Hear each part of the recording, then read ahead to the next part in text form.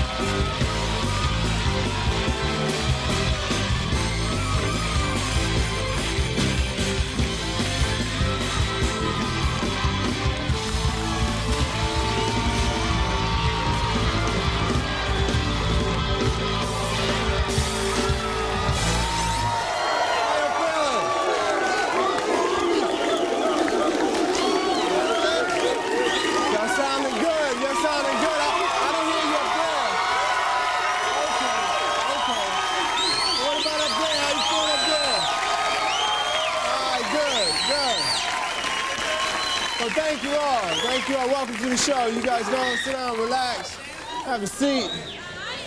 All right. I ain't forget that.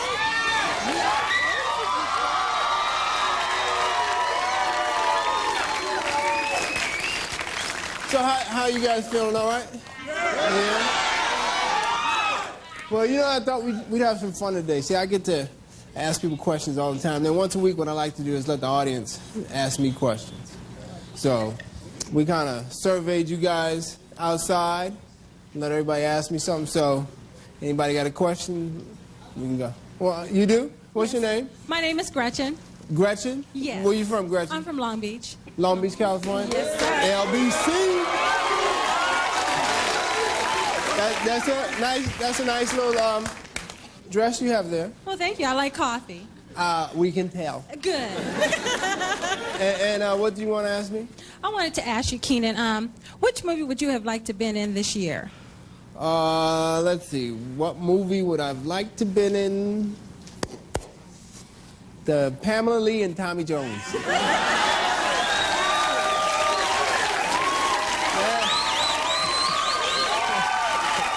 think there's a role in there for me. That was, did anybody see that? Oh, man. Whew, that's an Oscar performance there. Yes? Hi. What's your name? I'm Julie. Hi, Julie. Where are you from, Julie? I'm from Kansas City, Missouri. Oh. Well, welcome to L.A. I'm here with my fiance. Oh, okay. Where's he at?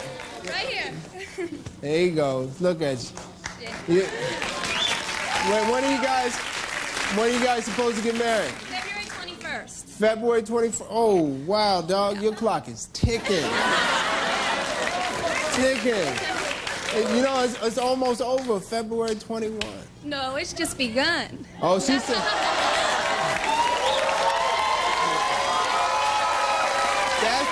But that's the difference between how men see things and women see things, you know. She's thinking, it's the rest of our lives are just beginning. And he's like, damn, I'm going to joint in 21 days. I'm going to be on lockdown forever. But that's beautiful, though. What do you want to ask me? Well, I was wondering, do you mind fake breasts? What do you think? On a woman... you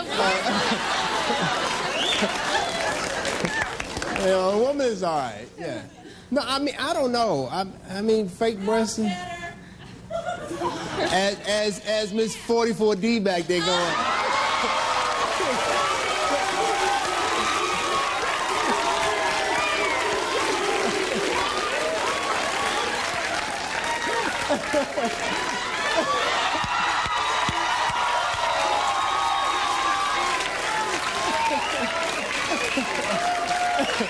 Yes.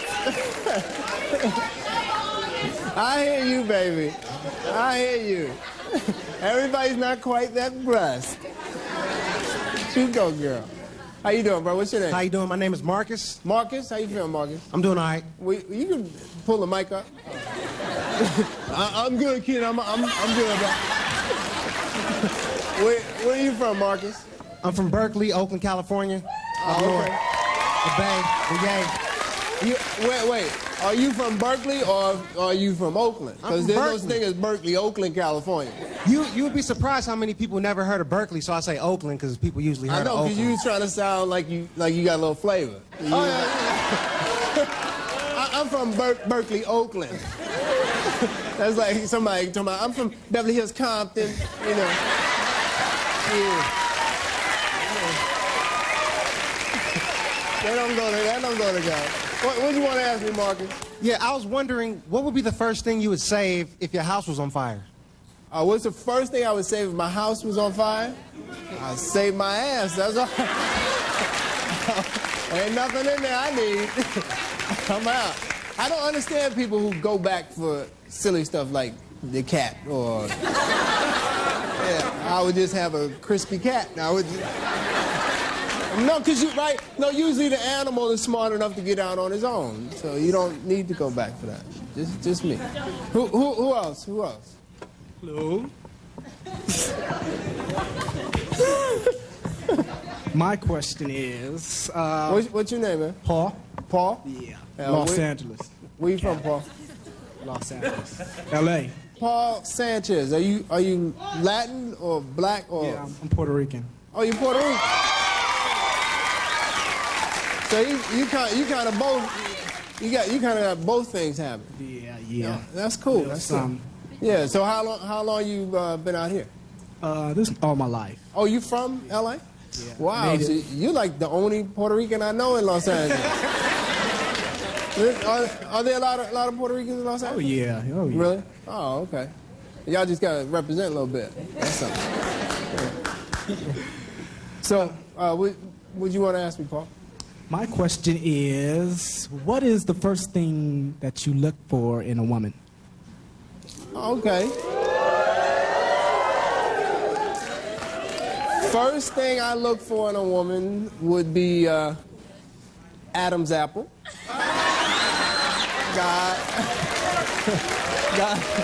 Gotta make sure. Gotta make sure. Right? No, but actually, the things I look for in a woman, I like a woman's smile first, then her eyes, and then from here down, pa-dow. Okay. But eyes and smile is important to me. But we got a little treat tonight for somebody in the audience who's a really big fan of the band. Are you? All right, what we're gonna do? This guy right here says he's a big fan of the band, and we got a treat for you. How would you like to sit in with the band tonight? Yeah!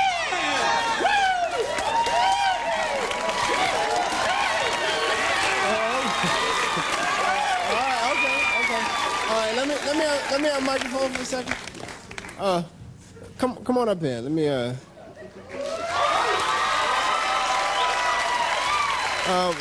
what's your name? Oh, Bruce J. Bruce J. Yeah. Where you from, Bruce? Iowa. Iowa? Yeah. So this is gonna be a big deal for you, huh? Oh, yeah.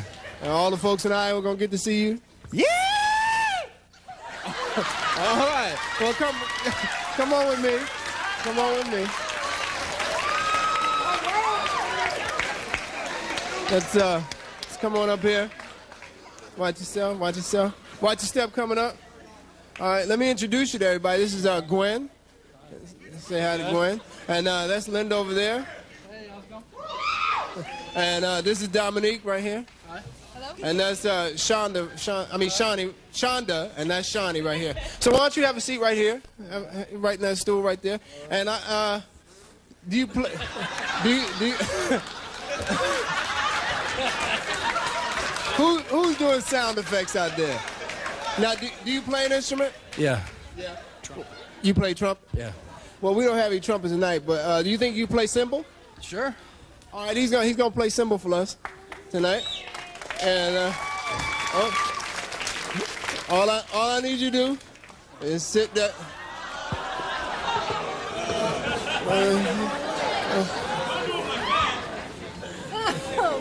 Okay, strap that on. Huh? Oh, I need you to sit right here for me. Right here is what you need. All right, well, how about you sit right here? All right. I think he's gonna jam. What y'all think? Yeah, sit back a little bit. Yeah, just like that. All right. How about we give it up for Bruce J. and the band? Do it, ladies.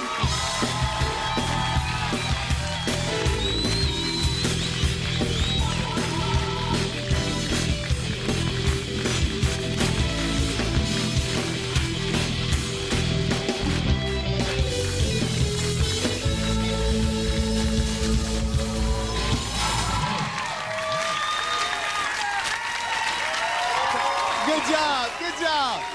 You guys stick around. We got Donnie Wahlberg, Florence Griffith Joyner, and David Boreanaz right after this.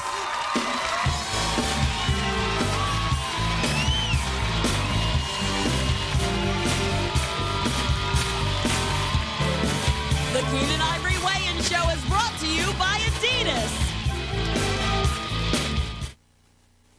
This is where I work.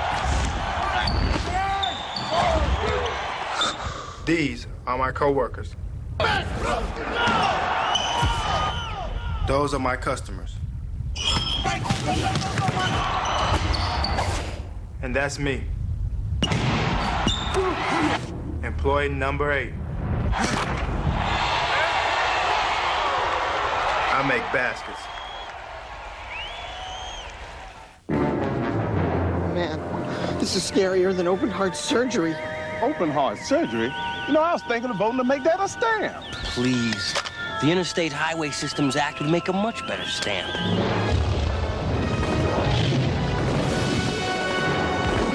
You know, neither one of those beats a Rocky Marciano stamp. What people and events should become special edition stamps commemorating the century? Postmodern architecture would be nice. You tell us.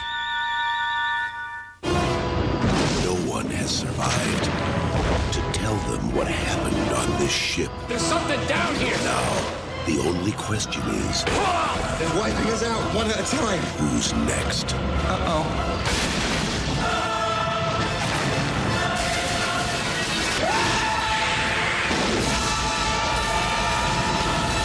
Rising. I don't mean to sound like a wuss, but this is starting to freak me out, man. Rated R. Starts Friday, January 30th.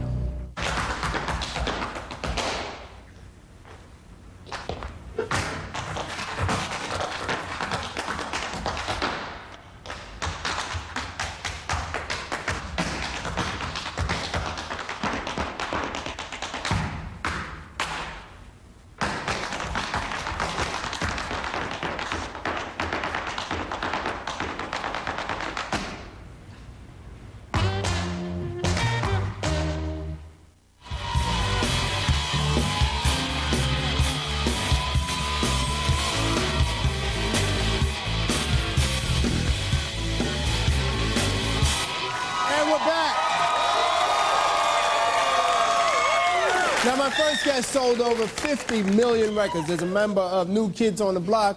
Most recently, you saw him act opposite Mel Gibson in the blockbuster Ransom. Take a look. Get back in the f***ing car! Now throw out the keys. Give me the money, man. Give me the address. Give me the f***ing money, man. You want to see a kid again, man? Then give me the money. Give me the address. Damn you! Now, currently, he's starring in the ABC TV movie Taking Up the Pelham 123. And please welcome the multi-talented Donnie Wahlberg.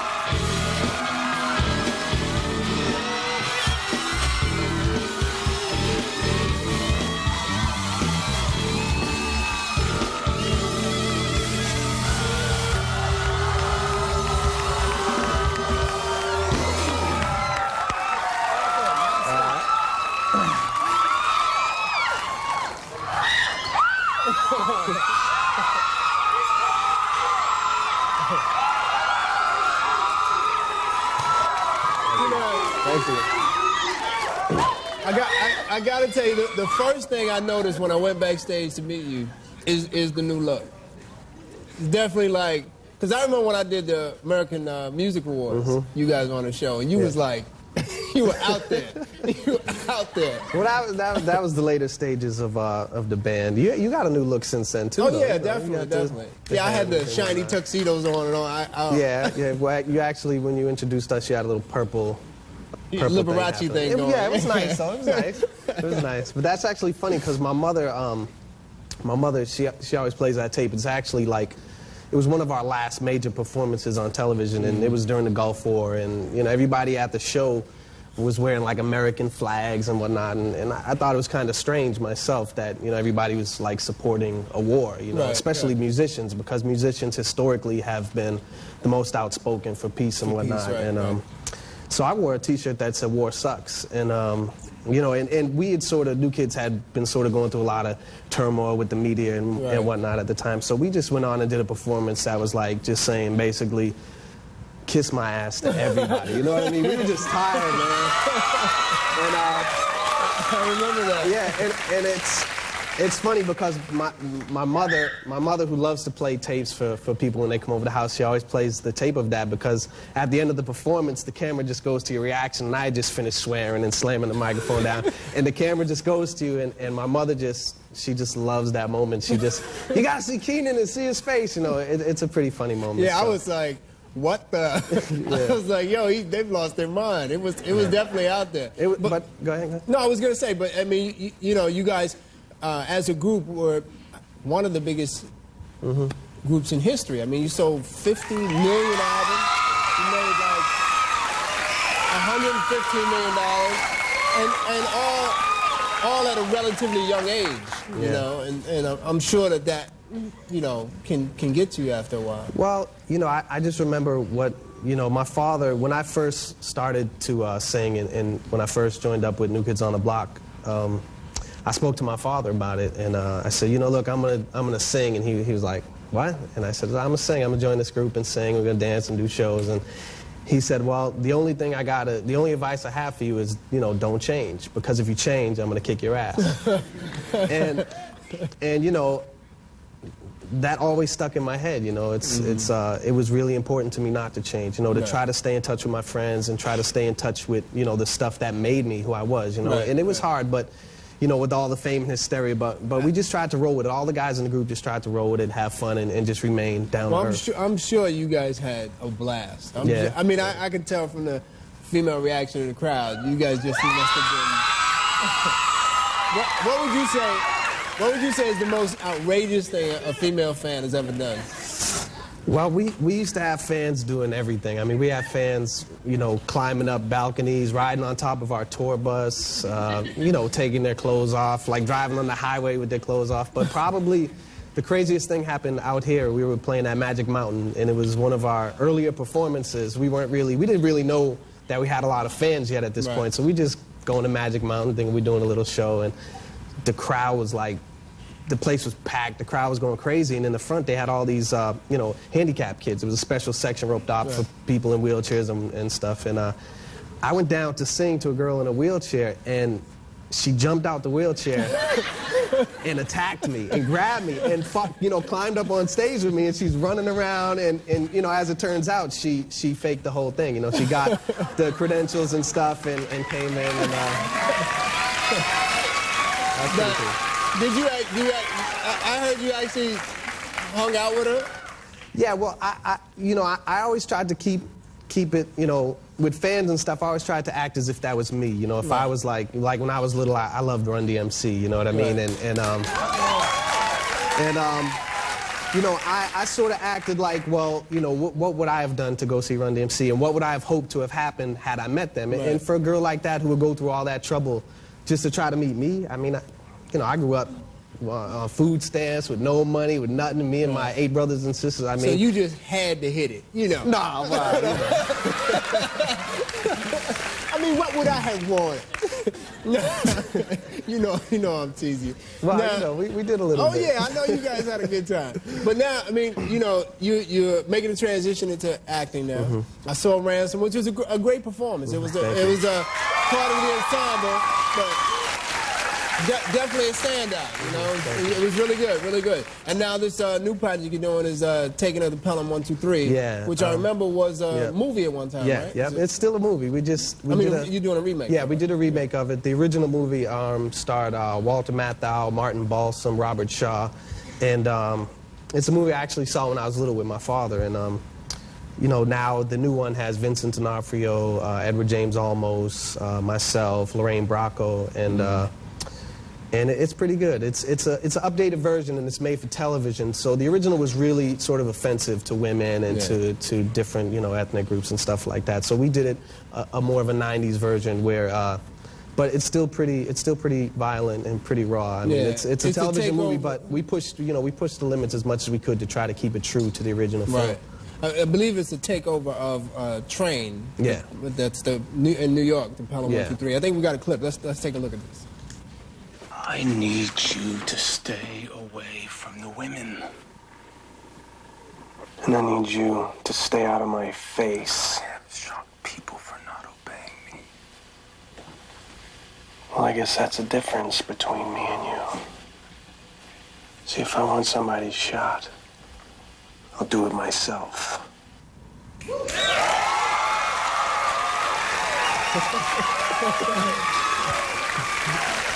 You like the intense stuff? I like the intense stuff in this film.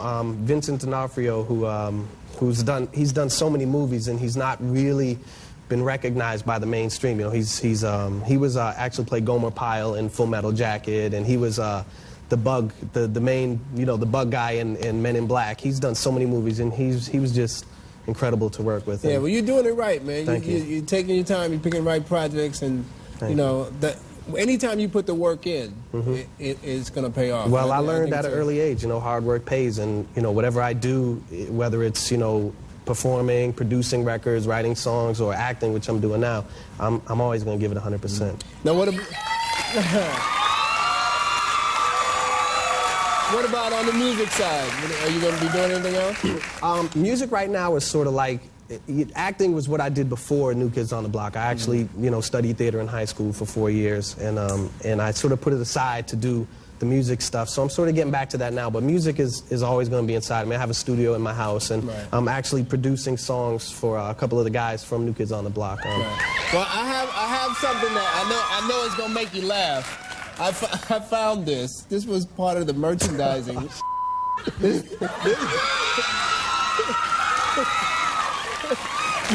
This was the Donnie Wahlberg doll.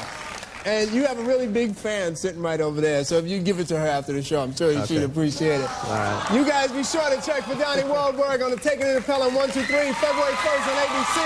We'll be right back right after this.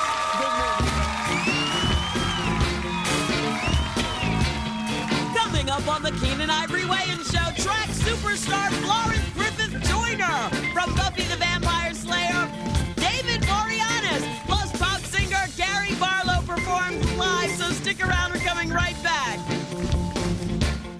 Some stories are almost too amazing to believe, but they're all true.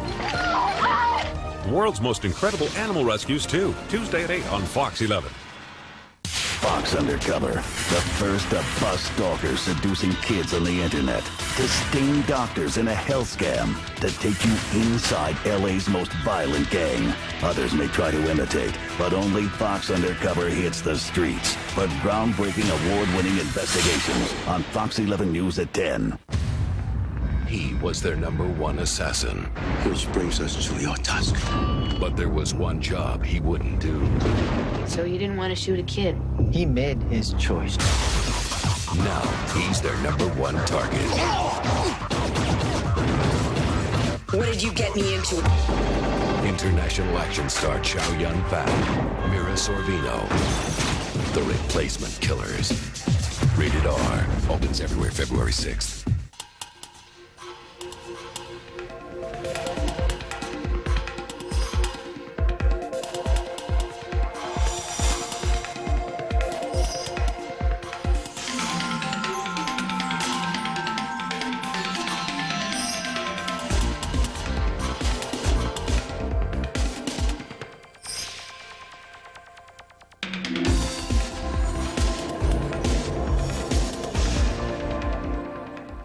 You know, for flavor, El Pollo Loco hand marinates every single chicken.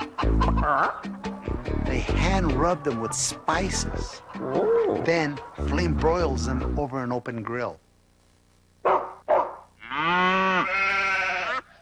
Hey, it's El Pollo Loco's lowest price on flame broiled chicken. 8 pieces, just $6.99. A whole chicken with fresh salsa, steamy tortillas. That's the lowest price of the year. Give it up, girls.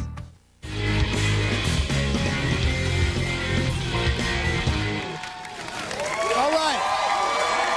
Now my next guest stars as Angel, the 200-year-old vampire on the hit show Buffy the Vampire Slayer.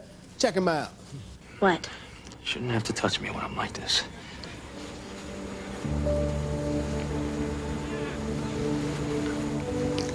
I didn't even notice.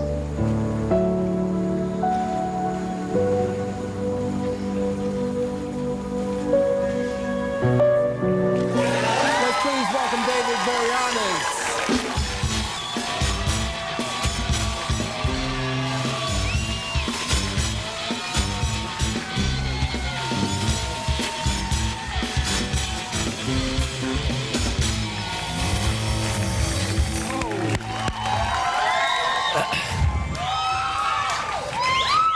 I don't have...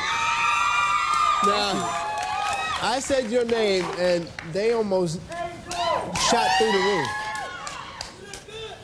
I know I don't have the face on, so you know. It was Yeah, rough. now everybody can see what he really looks like. Now, I'm a little confused, because... Don't be confused. Okay. No, but you're a vampire. Yeah. What? He could diss me. He's my guest. I don't know, man.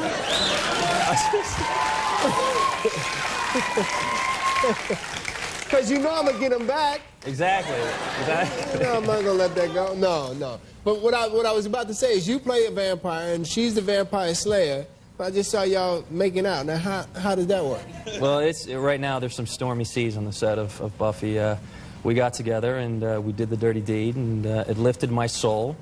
So I lost the soul, and now I'm just wreaking havoc in Sunnydale. So my vampire mannerisms are back, and they're vicious as hell. Right, so now you got the big head.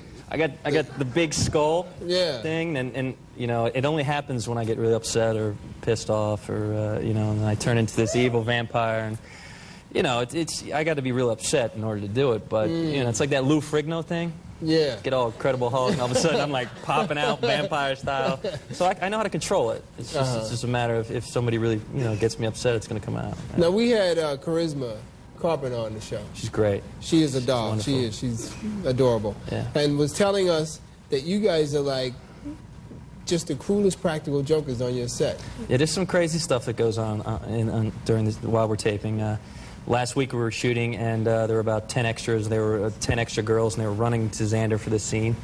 And one of the ADs put down a pile of, well, it was fudge at the time, but it looked like a pile of and nobody knew about it, and the AD came, well, you know, watch out for here, because we wouldn't want you stepping on it. Right. So the guy came up to it, and all the girls are looking at it, so he picked it up, smelled it, and he bit into it, man, and the girls just went nuts. But it was crazy. I mean, it was, you know, it's stuff like that that keeps, you know, a cast together. Now, would you would if I was there? No, if I were there and I knew he was going to do that, I would have switched piles with him.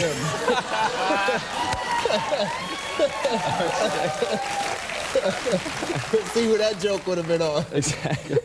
Now, you had some interesting jobs before you actually got into acting. You were, yeah, I used to valet park cars, and I tell you, the valet world is quite different once it takes that turn. Yeah, well, give us the real deal now, because I give people my car. Tell me what they do with my car. Well, it's very, you know, we pull away very nicely. You know, have a good evening wherever you're going. Right when you hit that turn, man, it's shot down.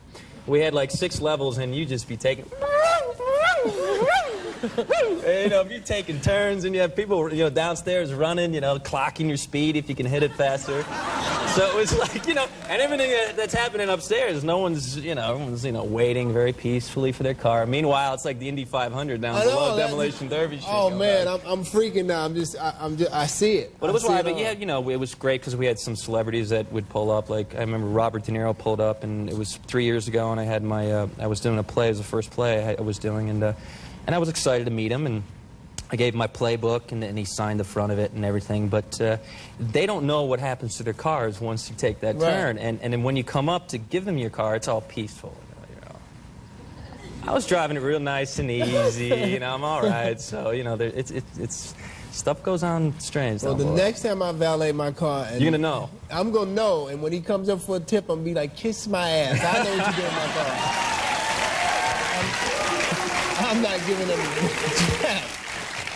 Now, you also worked as a towel boy for the Pittsburgh Steelers. No, you were throwing balls? Yeah, I used to, well, when I was 14, I used to be a ball boy for the Pittsburgh Steelers. No, you from Pittsburgh? Well, Pennsylvania, so Pittsburgh's one of my favorite teams. So, we would warm up the quarterbacks and throw the ball back and forth. And Mark Malone, who now works for ESPN Sports, he was the quarterback at the time, and David Woodley, who used to work, you know, play for the Dolphins, I'd catch the ball and throw it back. Well, Mark wasn't looking, and I just pegged him in the side of the face. I just slapped this football right the side of his face, and I felt terrible. I mean, there I am. I'm, you know, 13 years old. Mark, I don't know what to do. I'm so sorry, man. Please, don't hurt me. Please, whatever. Did he get mad?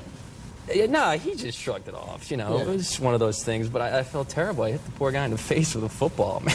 Yeah, but I guess you gotta play that off, though. I played it off, you know. No, him. Yeah, he's a professional, and a little kid pinged him in the head.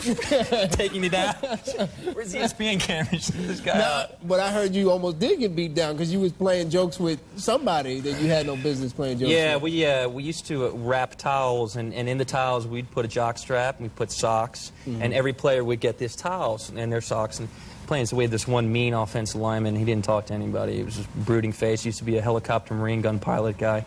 And we put a pair of women's panties in his role instead of the jock strap. Well, that didn't go over too well either. So instead of the jock strap, I think he had on a nice pair of like blue silk panties for practice. So it wasn't rough. So you know. You guys are lucky. Yeah, we're lucky. He didn't know that we did it because we'd be done. You'd be wearing the panties. That guy's going, ha ha. What's up with you? Yeah. So what's next for you besides the show?